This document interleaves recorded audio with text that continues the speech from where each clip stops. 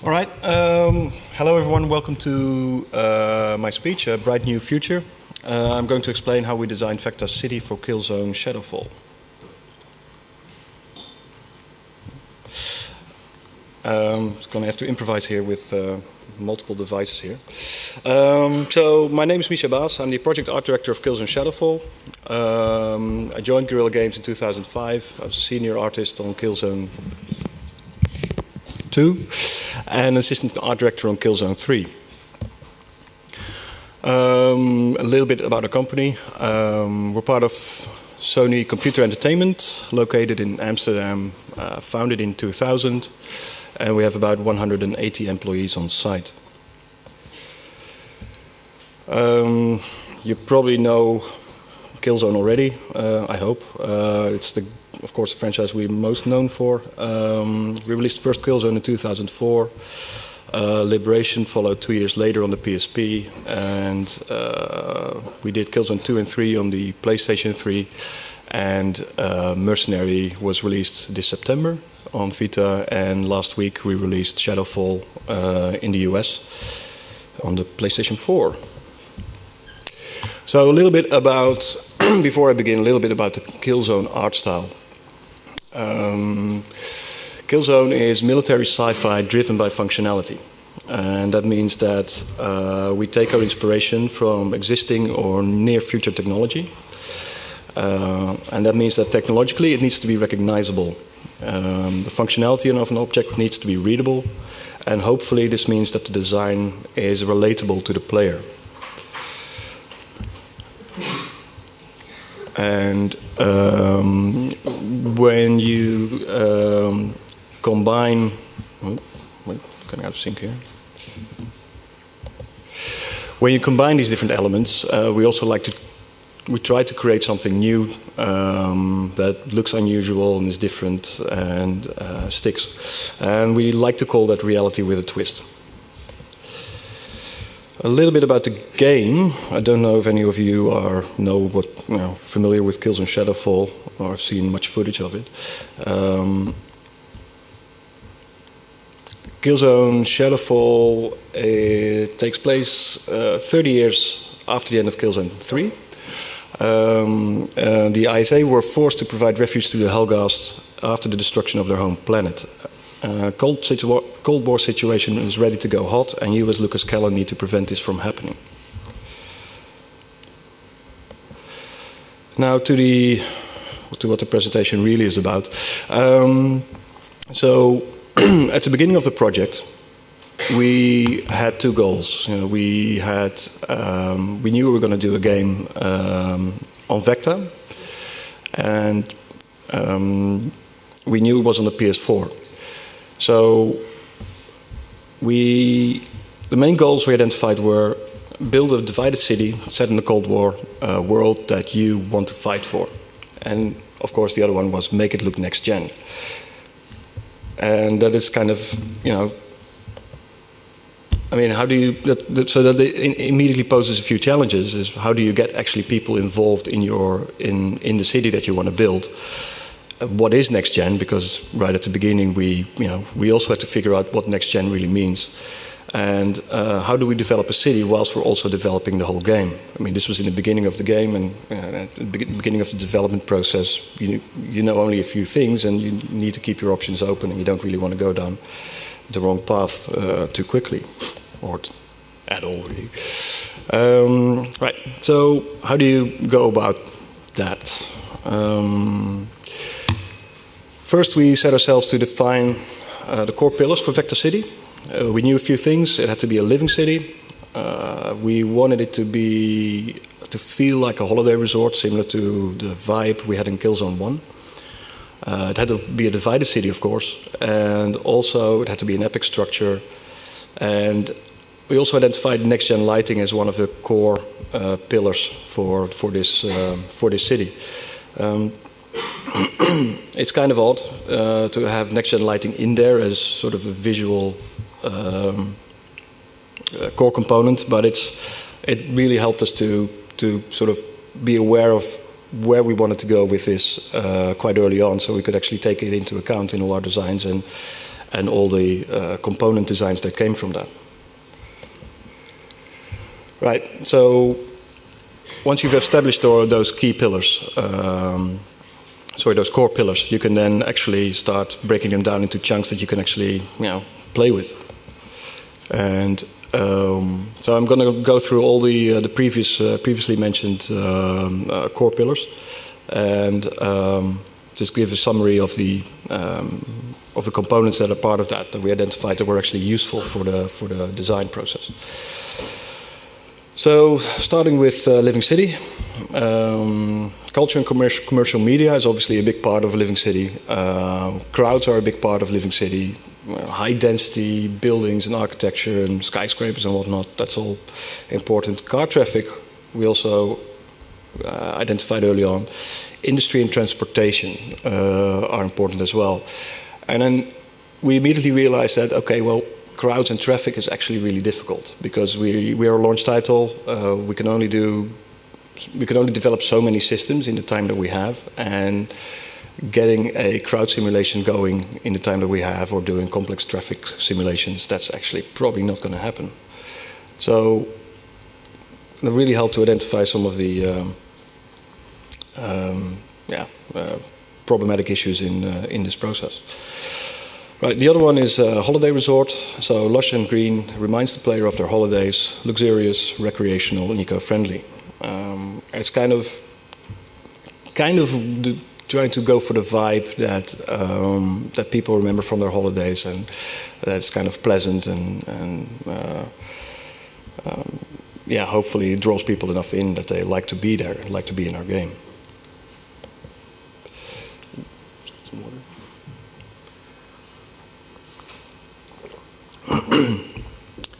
Next up, divided city. Now, with the divided city, we wanted to make sure that you always see both sides. It's important because if you're in an urban environment and you're surrounded by tall buildings, then you're not going to see. You may not actually get much of an idea of your surroundings. It had to be a Berlin Wall type construction in there, 2.0. A visible threat of war always had to be communicated. High security levels, of course. Propaganda and news play an important part, and contrast between the two sides is, of course, a big thing. Obviously, when you're dealing with Helgast and ISA living side by side. Now, propaganda and news ties in nicely to media, so that was actually an interesting one for us to start investigating a little bit deeper. The other one's an easy one. We wanted it to be an epic structure, so we looked. We did some research in planned cities, massive scale, and of course it also had to be futuristic. The planned city and the massive scale, there's actually not much of that happening right now of the scale that we wanted to do it, but it was interesting to look at Dubai. It was a very interesting reference point for us. The last one, next-gen lighting. Lighting is a combination of your lighting model, various reflection systems, and material expressions. We felt it was important to incorporate shiny materials for reflections, bright and colorful materials to keep the lighting readable, and also lots of colorful and local light sources to really get the most out of our next-gen lighting. And as I said earlier, it just helps to incorporate these elements already into your finer design later on. Right, so then you have this whole bag of components that you can work with, and you start kind of mixing them and start making connections. And some connections are really obvious, other connections are born out of necessity, more like. The first mashup we got was, so we wanted to combine a planned megacity, which makes it eco-friendly, and we always want to see both sides, and that was an interesting thing to play with. And so here you see some concept art, one of the earlier concept sketches that we did. So just to summarize, we ended up placing the city on a dam because it was, a dam is a very interesting structure. It's very recognizable.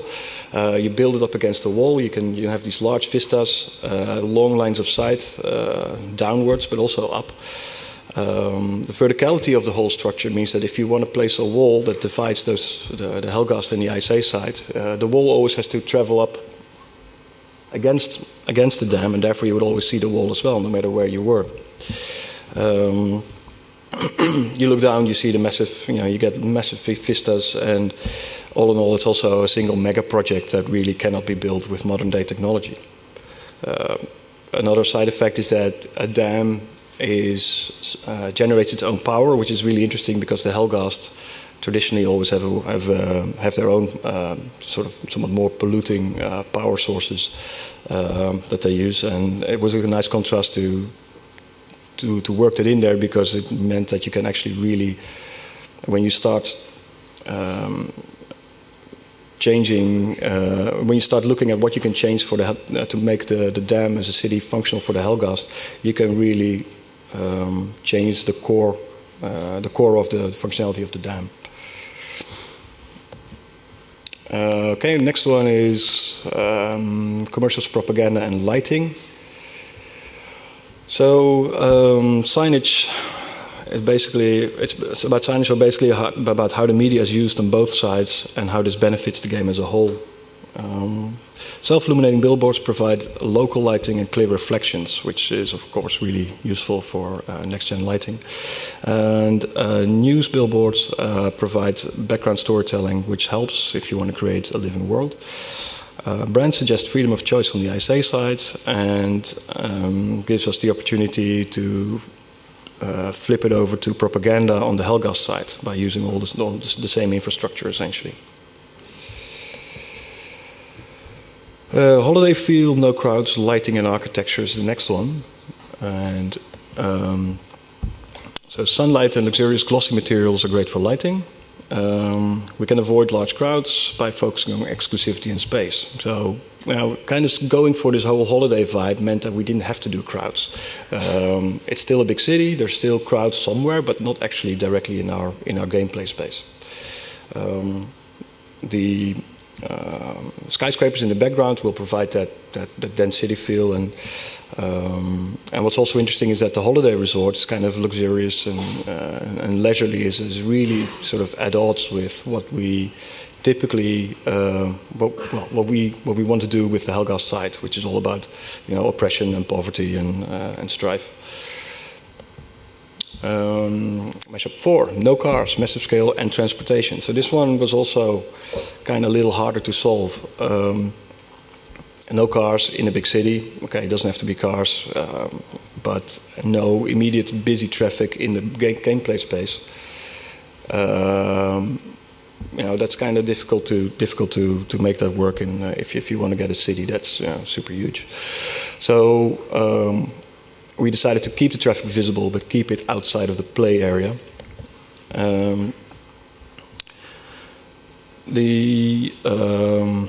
Excuse me, let me catch my notes. We were going to replace cars by bot streams and trains, and the trains would travel along the dam tiers, and the bots would be flying in the air. And the good thing about that is that it's actually visible from great distance. Pedestrian zones also allow for much more freedom in design and in layout. So that kind of that gives us, not only gives us much more freedom of design in how we design our what sort of architecture we want, or what sort of stylistic elements, or any direction we want to push it. But it also means that for level design, it's actually much easier to do what they want. We can build essentially anything. We're not so confined to very strict layouts. And for the Helghast side, early on we figured that transportation is industrial everywhere, and there's actually little freedom of movement for the Helghast on the other side. So all transportation, there is actually no public transport at all, and people are confined to their living spaces or to the areas that they live in. Then, so with that kind of massive brainstorm session and lots of concept art being at that point already made as part of sort of research, we started to put it all together, and we came to the following key concept arts. So on the left, you'll see one of the final paints for Vecta City, seen from the ISA side. You have parks in there that overhang the tiers of the dam. You have lots of green and lush vegetation. You have bot streams in the air. You can even see trains below the platforms. You overlook the tiers as they step down towards the sea, and in the distance you can see the Helghast wall with lots of smog and a scary-looking mountain with a statue on it in the background. Now, in the middle is one of the later concept arts. We made this one shortly before, well, a few months before the announced event in February in New York. And here you see the VSA headquarters that you, as a player, will visit in at some point in the game. And at this point, the whole city was kind of getting more and more clear to us how it was going to look. To the right of you, you see actually one of the concept paints that was made after that for one of our multiplayer maps, but it really kind of shows what we wanted to do in terms of material expression and gameplay space. And you can see the layout is just really free because there's no conventions you really have to stick to anymore. One more slide with some paints. To the left, there's a typical overview of what we would call koopgoot, which was kind of difficult to understand for most English-speaking colleagues. But essentially, these are commercial districts that are centered in canals, basically. Again, with lots of freedom of movement in terms of bridges and separate floors, it allowed us to be really flexible. In the middle is a piece of key art that kind of really defined the mood, or sort of the style in a way, for our architecture, and that's those white ribbons that we then subsequently started using in most shopping districts. And to the right, there's an example of the train that was made quite early on, and actually we've managed to use this paint to convince level design also to do a level with it.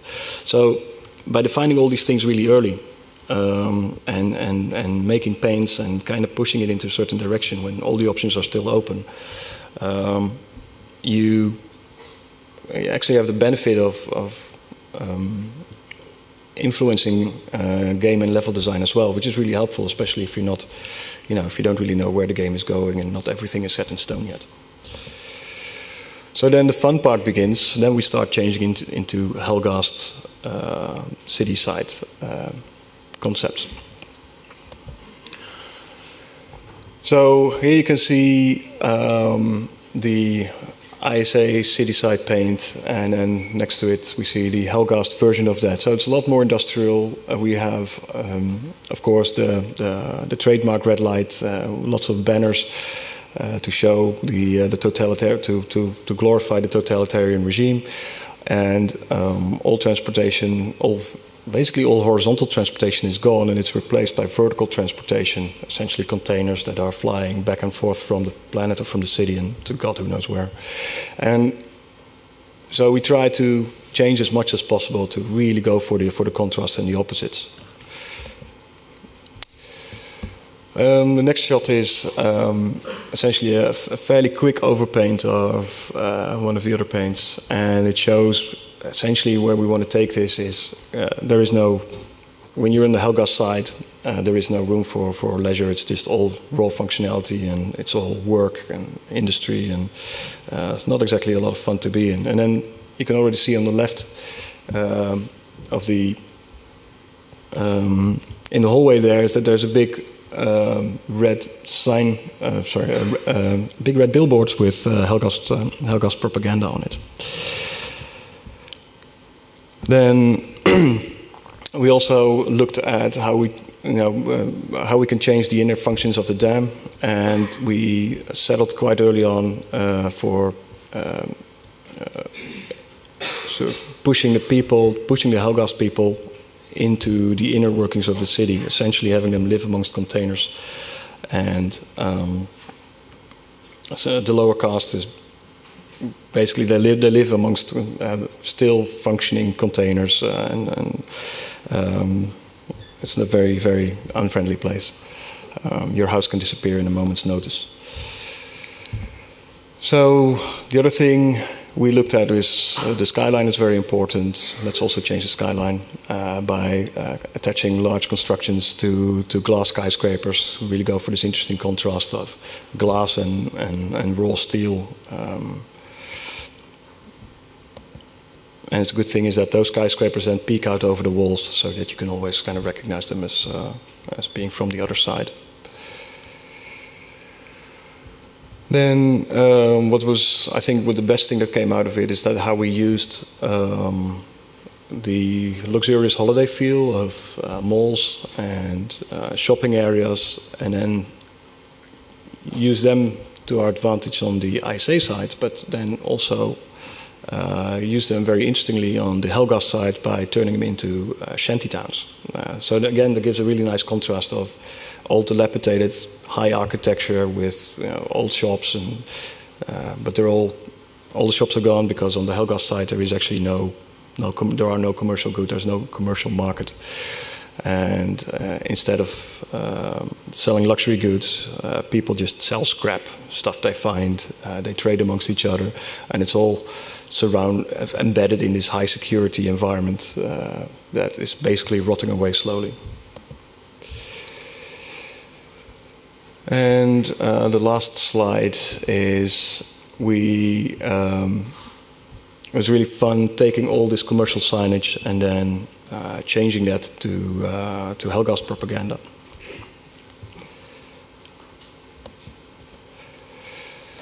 All right, so that was kind of my talk. Some closing points for all you guys who are spending a lot of time with design is try to embrace your limitations. It sounds a bit cheesy, but in a way, I mean, the limitations will not go away. You will have to look at those and see how you can make them work for you. See how you can work around it, and with a bit of luck, you might actually get something out of that is actually, it forces you into a direction you may not actually have considered before. We designed 4 to 5 key locations when we're doing levels, and it really helps to kind of stake out, visually at least, where you want to take it. The designs can be done quite quickly, and it can actually help you to inspire level design or game design. Can actually help them help to convince them to get along with your ideas. Also, don't build more than you need. There's only so much time you have. If you aim too high, if you want too much, then you'll never get all that you want. But be really clever in what you show and where you show it. So if you show something close by and it's high detail, and then the next time you can suggest that this high detail stuff is happening somewhere else as well.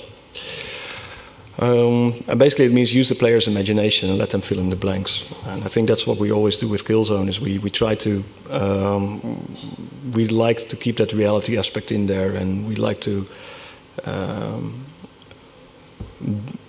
feed off the knowledge that they have about certain things. And in the end, as I said earlier, you can never have everything that you want. There's always going to have to be concessions will always have to be made. So be prepared to kill your darlings and stay focused. Okay, that was it. Thank you very much.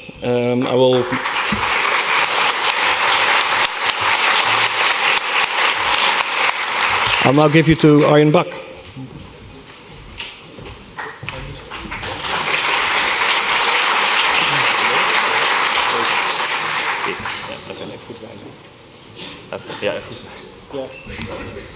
Good morning, everyone. I'm just going to say my name again because it's in my notes. I am Arjan Bak, and before jumping into my portion of this talk, I'm going to just give you a brief history of my past in games. Okay. Yes. So I started in the early 2000s in the mod community for Half-Life. Worked on a mod called Day of Defeat, which got picked up by Valve. Stayed on as a full-time contractor. Then in 2005 moved to Ubisoft to work on a next-gen title called Rainbow Six, or next-gen, previous next-gen. In 2007, I came back to Holland, started working at Guerrilla Games as an artist. Then worked on Killzone 2 as a level artist, became lead artist on Killzone 3, which shipped in 2011.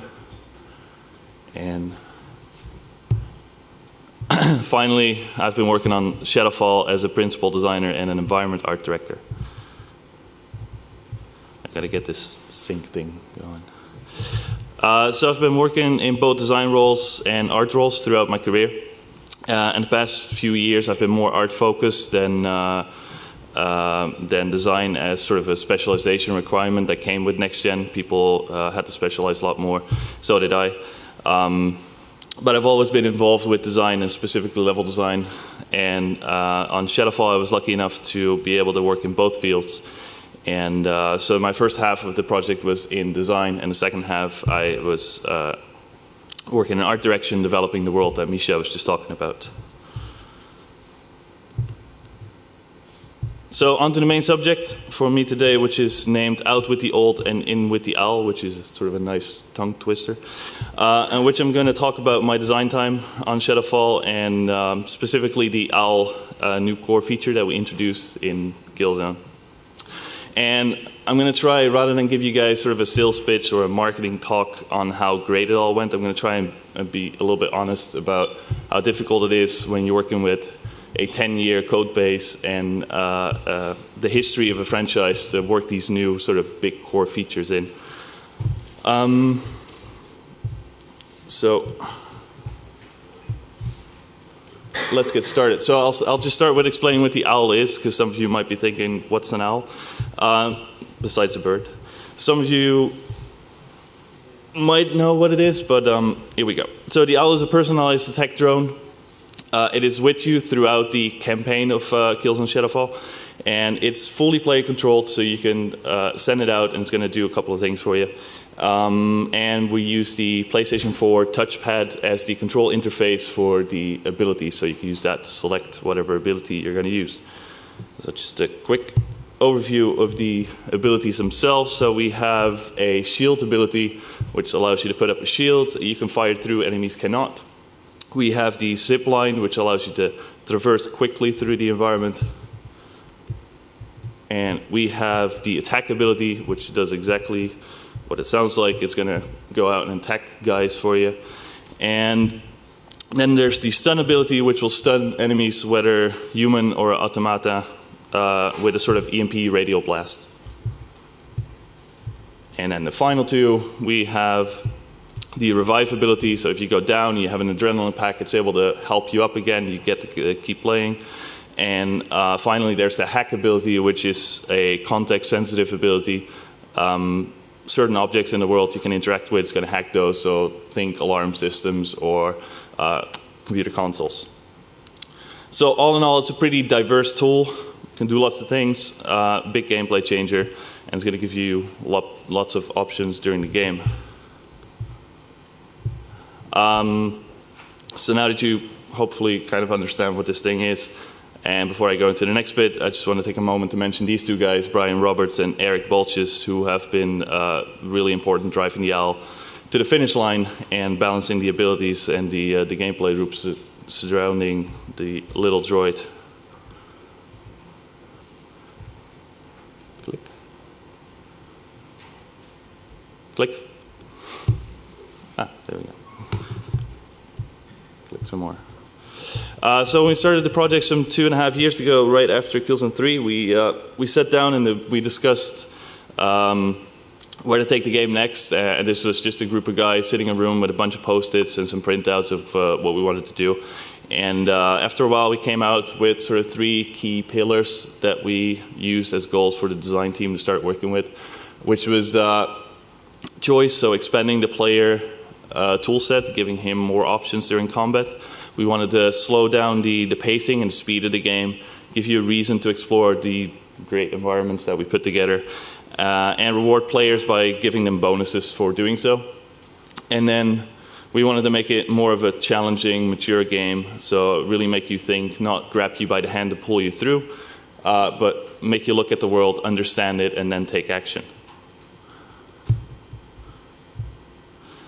So rolling out of Killzone 3, we had a pretty big team. We had about 20 guys as a design team, and this is both game design and level design.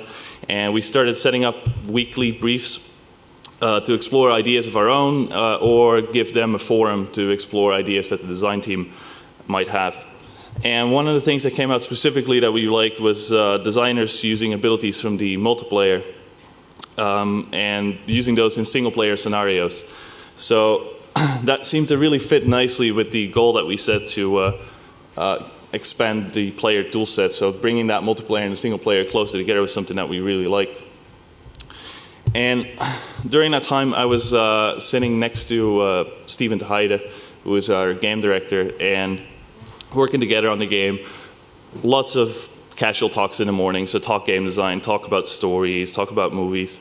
And at some point, we were talking about I'm going to spare you how we got there, but we were talking about a pirate game. And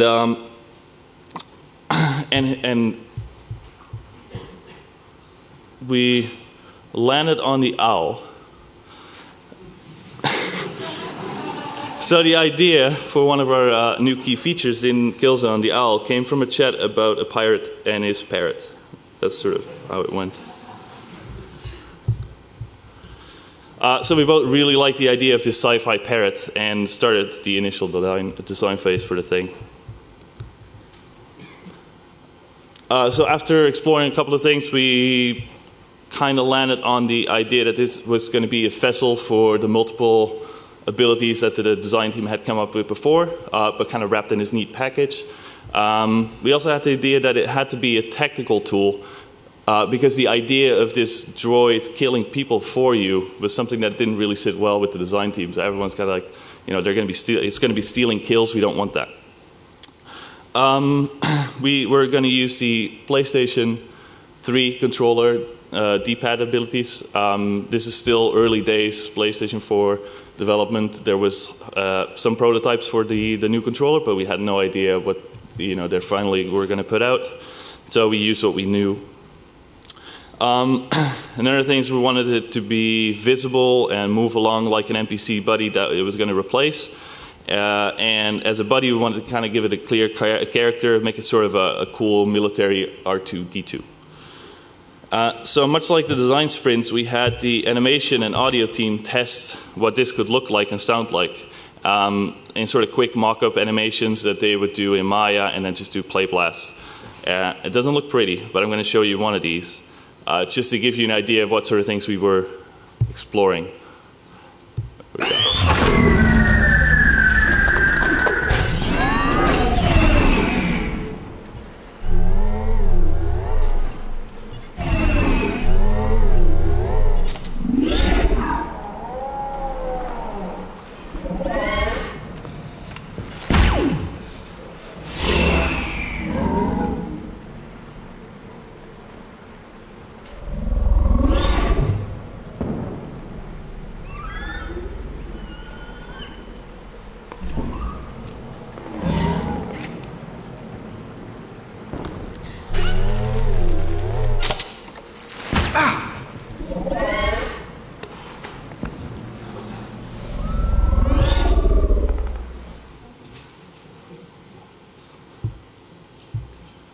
So in that instance, the player was away from the controller for a while, and we had this idea that the owl was going to poke him and also show how it could find things for you in the world. It's fun little experiments like that. So then it was time to work on our first POC, and so we kind of had settled on the basics for the owl and the rest of the game. And we're going to put everything together in a 30-minute level using this new flow and layout that we set out in the beginning. We had a functional owl, and I say functional because that was what it was, with 4 abilities, tweaked health and weapons and ammo, some new enemy types, so we had some more interesting enemies to fight against, also using the owl, kind of creating this 1-2 combo. And we're going to playtest this internally with the studio in 2-day sessions with sort of tweaks in between, so we could change a couple of dials.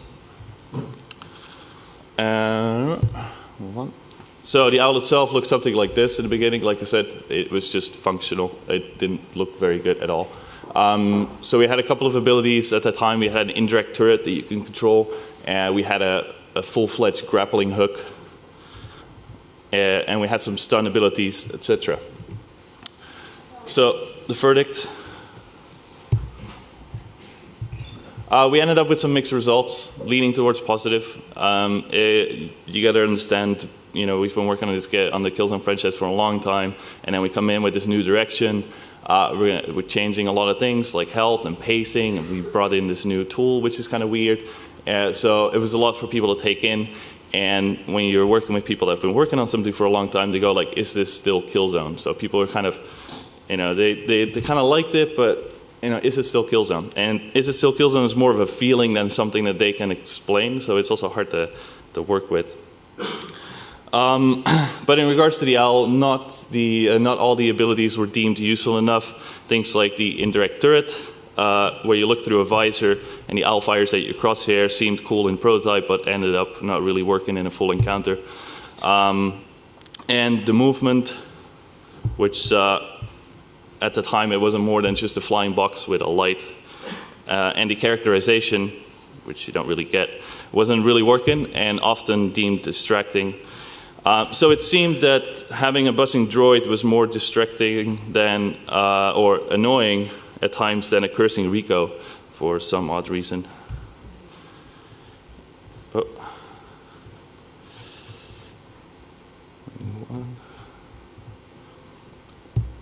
Also, the controls were not direct enough. Having to aim and fire at people, and also remember the hit D-pad button was not only difficult as an action, but also just difficult to remember. And because some of the abilities, like the stun attack, was in fact really useful against the new shield enemies, it was not deemed useful enough because people either didn't remember where it wasn't a controller, or they had trouble hitting that button and firing at the same time. So all in all, there was potential. People saw the potential for the ones that understood it, but it was relatively clear we had a few problems to solve. So we moved on to do a second pass, specifically on the owl, with the lessons that we learned from the playtest. So one of the things that we learned is it needed to be more like a sort of sci-fi magic. So taking inspirations from games like BioShock or Fable, where you have the combination of magic and a sword or magic and a gun, the owl had to move in that sort of similar direction where you send it out, it goes to attack people, you fire your gun at the same time. It's all very intuitive, very easy. So we needed to be making it part of the combat loop because in a Killzone game you're going to be in combat for 70-80% of the time. Obviously, it became clear we had to improve the controls. Hitting D-pads wasn't really going to work, so we had to find a new way of doing that. Moving it to a trigger button seemed the most logical step at the time, creating that sort of 1-2 combination. And we also had to look at the ability set and create specific problems for the owl to solve. So when you're adding a new feature like that, but you don't really have... Oh, okay, I'm going to try and speed up then. You don't really have problems for it to solve, then it doesn't really have a place in your game. So we had to create these problems through new enemy types. So we had to do all that, and then this guy was incoming, the production train. So we had a lot of systems to develop, figure out still how to prove the cool factor, and at the same time, for both production reasons and us just being able to prove that it's cool, we decided to work in a separate environment from the game while people worked on the rest of the game, and we decided to do a movie. And it was going to be a bit of a horror story about killing your darlings, as we were getting to a point where we needed to go into production to finish the game on time. So wrote a script for the movie. We were gonna fully animate it out and highlight each ability in the sequence that we agreed with animation and the code team that they would be able to produce. So we had something that we knew, if this sticks, then we can proceed. So I'm going to just show you the end result now.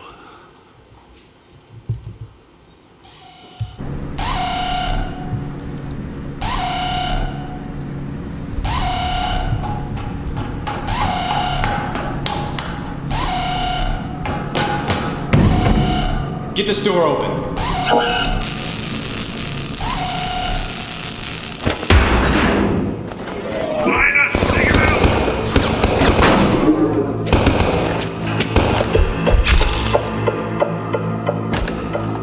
Get me Paxton. Paxton, I'm heading to the courtyard. The samples were not there. The place is overrun with Asari's forces. I don't understand. The intel was solid. It came from Helgen. Upload everything you've got to the Owl. I'm going after the source. Raptor Actual is en route for extraction. Proceed to these coordinates.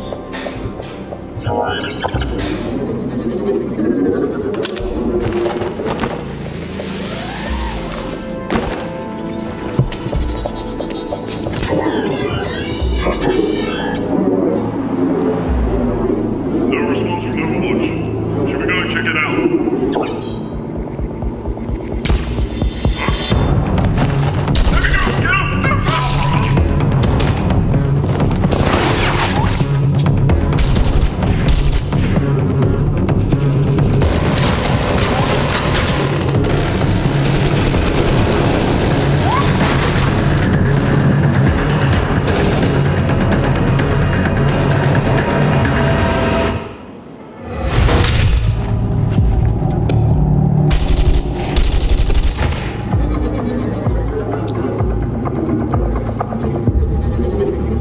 Marshal, be advised, we've got enemy fast movers incoming. You really stirred up the hornet's nest.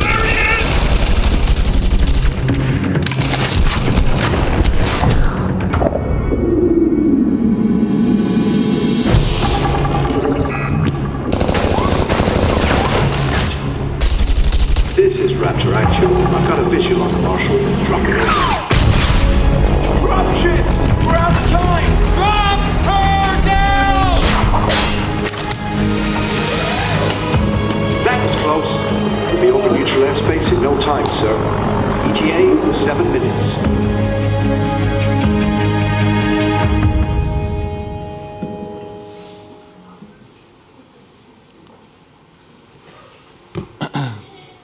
So that ended up being one of the most important steps we took in developing this feature. We sold the concept internally. People now seem to get it, and it was definitely cool seeing the possible interaction between player and the droid. But also externally to Sony and marketing, which gave us a big boost in confidence to and determination, obviously, to get this thing to work. We also now had a set of doable abilities that everyone agreed on that we could do this in the time that we had left. And we can now finally focus on just the implementation alone, and we didn't have to fight the idea of people might not like this anymore, because people seem to like it now. And also not unimportant, it was a good direction for the visual design team, who would begin fleshing out the visuals shortly after. And then it's demo time. And at some point during the development of a game like Killzone, you are going to have to do a demo, especially when you're working on a launch title for a completely new platform. Now, these are always stressful times, and you're going to invest a lot of time and effort into a single portion of the game on a tight deadline. But demos don't necessarily have to be a bad thing, because it can produce focus. So you have a lot of developers that are focused on the goals that you set. And if you set the right goals, which sounds obvious, then you can help it, you can use it to help push your features forward. So we had to finish a lot of systems in a really short time, and this is the diagram that we used to explain how each ability was going to feed into our core. So to explain, we have three basic things in our game. You have combat, so you fight enemies, or the Helghast in this case. And you traverse through the environment, and then while you're doing that, you experience a story, and the story is pushing you forward or pulling you forward. So there are all sorts of systems attached to these cores, but these are the three things that you do. But there's lots of systems that are attached to this, like gunplay, or your basic movement, like walking, jumping, running, etc. So by adding each new ability for the owl into the cores, we could figure out where they sit and what they're gonna be interacting with. So if we say it needs to be part of combat, which is something that we said earlier, the owl needs to be part of the combat loop because that's that's what players are going to be doing the most. Then a lot of systems need to start taking the owl into account and allow room for it to exist. So these things got to shift, and then the owl's got to slot in.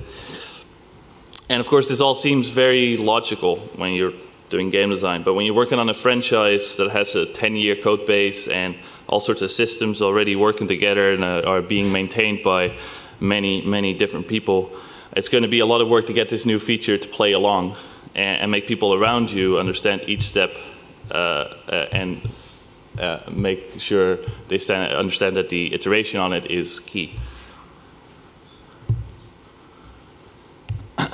So the E3 demo that we did ended up being a great time for us. We now had a lot of people available to work on getting the owl not only in-game animated and looking good, but also get the controls smooth using the touchpad, which at that point we finally got, so we had the touchpad.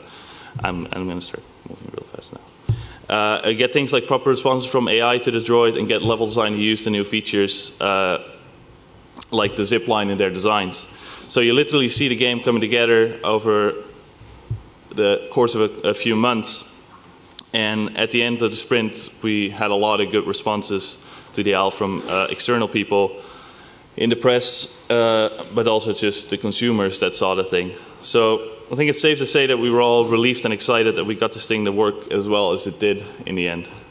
But it definitely was really close to being, one of those darlings that you kill at some point.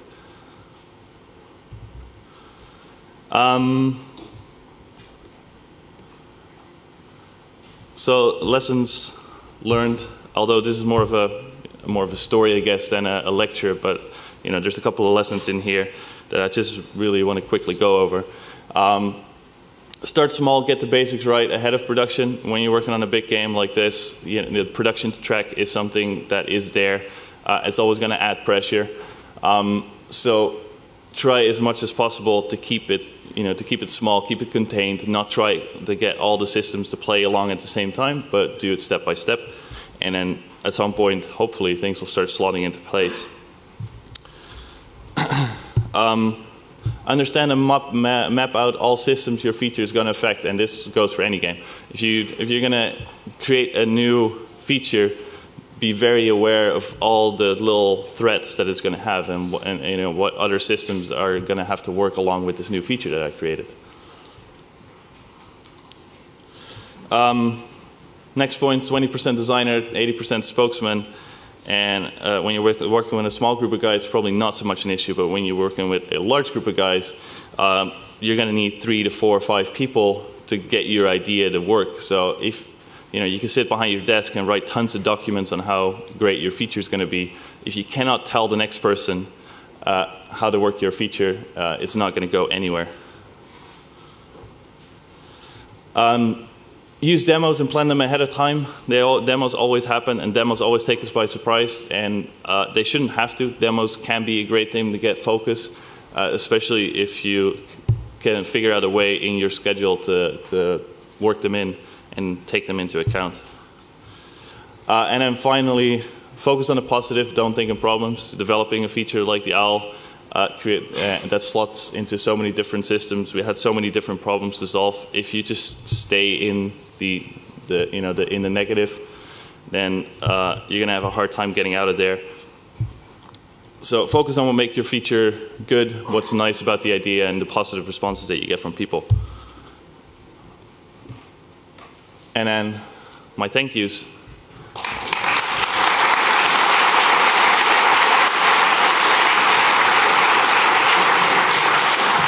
However, we still have a couple of minutes for questions, I hear. Yep. Thank you so much. Awesome. It's interesting to see you guys are part of such a big team that you really have to sell this kind of stuff, even within your own team members.